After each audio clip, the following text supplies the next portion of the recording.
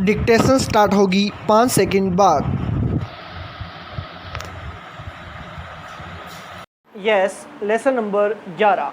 अध्यक्ष महोदय, मैं आपको एक और बात बतलाना चाहती हूँ और वह यह है कि कृषि विभाग को योजना आयोग ने बहुत गलत रास्ते में बिठा दिया है।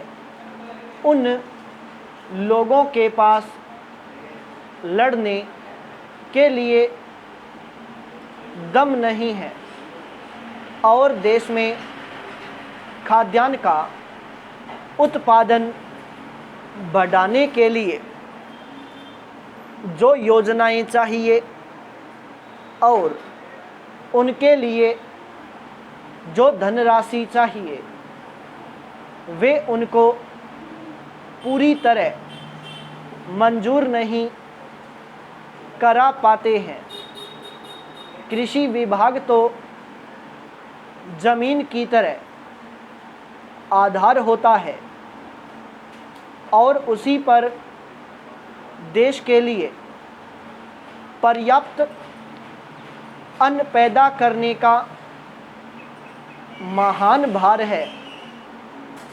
इसलिए यह बहुत ज़रूरी है कि अधिक अन्न उपजाने के मार्ग में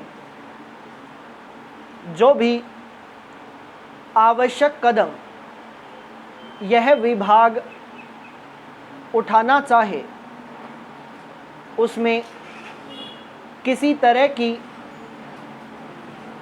रुकावट न हो। बहुत सी हड़तालें हो सकती हैं, मजदूर काम से बरी हो सकते हैं, लेकिन किसी भी हालत में वे खाने से बरी नहीं हो सकते हैं। अब हम देखते हैं कि मिलों और कारखानों में हड़तालें हो जाती हैं, छुट्टी हो जाती है, तो आम काम के दिनों की अपेक्षा लोग उन दिनों में ज़्यादा खाना खाते हैं, ज़्यादा दावतें करते हैं।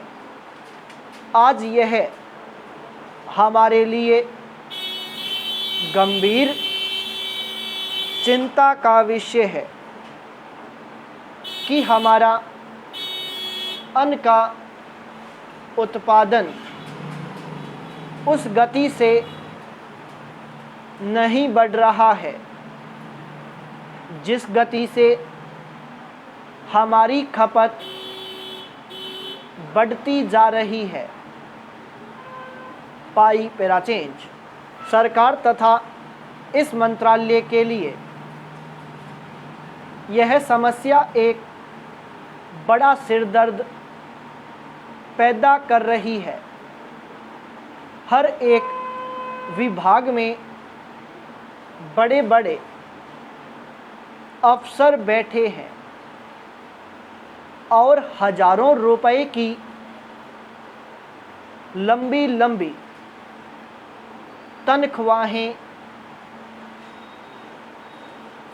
ले रहे हैं, लेकिन मुझे अफसोस के साथ कहना पड़ता है कि उनका दिमाग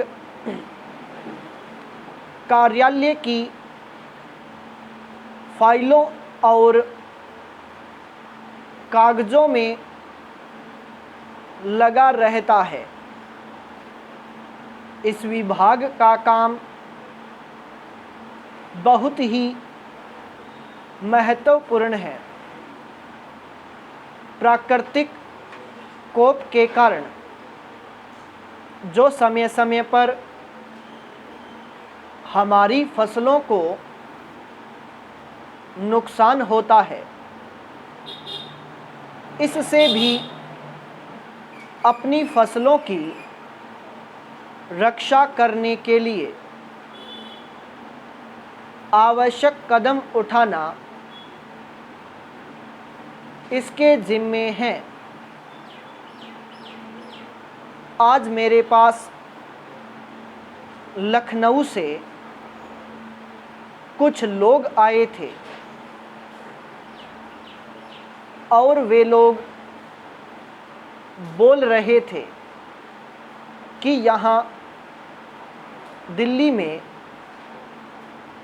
इस अवसर पर ठंडी हवा चल रही है और आप यहाँ दरवाजे बंद करके बैठे हैं या आराम से लेटे हैं, लेकिन हमारी तो जान खतरे में है। वहाँ ओले गिर रहे हैं और हमारी गेहूं की फसल खतरे में है। अब यह इस विभाग का काम है कि चूँकि हवा में पानी ज़्यादा होता है, इसलिए फसल के बचाव के लिए उस पर नियंत्रण किया जाए, जिससे फसल की हानि न हो। स्टॉप।